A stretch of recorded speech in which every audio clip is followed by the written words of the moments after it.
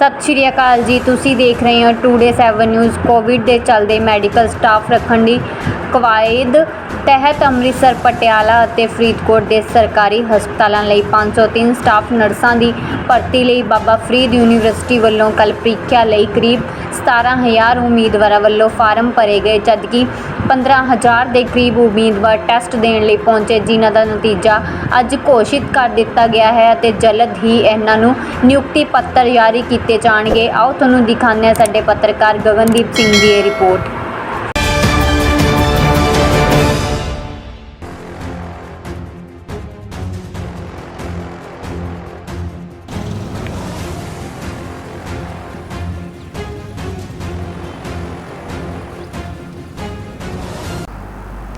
Sir, ऐसे है कि कोविड की महामारी है, दूसरी साइड पे पंजाब सरकार को डॉक्टर्स की, नर्सेज की और टेक्नीशियंस की ज़रूरत है। इसलिए पहले हमने डॉक्टर्स की रिक्रूटमेंट की है, जिसमें 200 डॉक्टर हेल्थ डिपार्टमेंट के लिए रखे गए थे, उसका एग्ज़ाम लिया और उनकी रिक्रूटमेंट हो चुकी है। अब मेडिकल एजुकेशन, जिसमें government medical college Amritsar, Patiala और फरीदकोट आते हैं, इसके लिए हमने 503 पोस्टें थी नर्सेज की, जिसके लिए 17,000 से ज़्यादा लोगों ने अप्लाई किया और उसमें से 15,000 कुछ लोगों ने कल एग्ज़ाम दिया।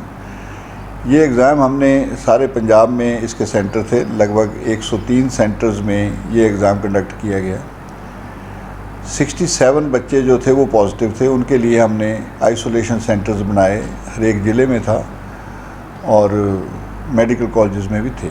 मान लो किसी ज़िले में एक बच्चा, तो हमने एक बच्चे का भी एग्ज़ाम आइसोलेशन सेंटर में रख के उसका इन्विजिलेशन करा के वो एग्ज़ाम किया है।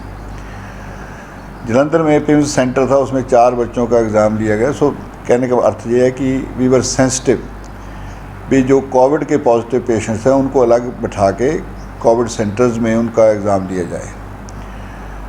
और इसमें लगभग 16 सेंटर बनाए हमने, बीच में ज़िले के सिविल हॉस्पिटल्स भी हैं और 5 मेडिकल कॉलेजेस में इनका एग्ज़ाम लिया गया है।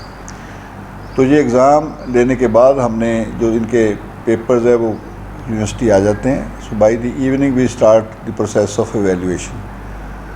और आज सुबह हमने 7 बजे इनका रिज़ल्ट डिक्लेयर कर दिया। तो अब थोड़े दिनों में इनको, क्योंकि ये एग्ज़ाम पूरा मेरिट के बेसिस के ऊपर है और इसमें कोई और इंटरव्यू नहीं होनी है, तो 503 जो नर्सेज हैं जो सिलेक्ट हुई हैं अकॉर्डिंग टू देयर कैटेगरी, इनको अपॉइंटमेंट लेटर जल्दी ही मिल जाएंगे।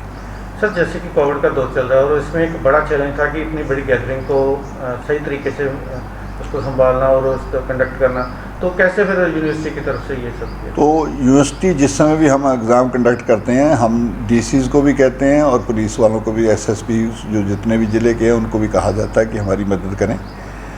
सिविल सर्जन की टीम वहाँ हर एक सेंटर के ऊपर एक अपनी टीम भेजती है, जो थर्मल उनकी टेम्परेचर देखते हैं, जो पॉजिटिव है या नहीं है, टेम्परेचर ज़्यादा है तो उसको रोका जा सकता है। इन एडिशन टू दिस, इसमें हमने ये कहा था भी आपके पास फ्रेश RT-PCR की रिपोर्ट या रैट की रिपोर्ट होनी चाहिए। जो पॉजिटिव पेशेंट्स जो नेगेटिव है, नेगेटिव रिपोर्ट वालों को हमने उन सेंटरों में बिठा दिया, जो पॉजिटिव थे उनको हमने आइसोलेशन सेंटर में बिठा दिया।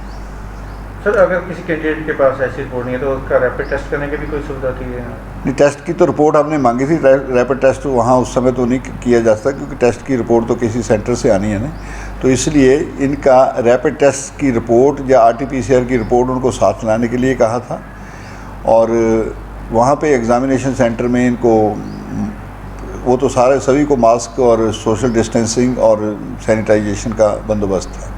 यानी कि किसी को भी अगर पॉजिटिव था तो उसकी अपॉर्चुनिटी उसको, मतलब ये ख़त्म करने की कोशिश नहीं थी कि उसको टेस्ट ना किया जाए, तो एक अच्छा कदम था कि ये उनको टेस्ट भी दे सकें। 67 जो बच्चे थे जो पॉजिटिव थे, उनको 16 सेंटर्स में इनका एग्ज़ाम लिया गया।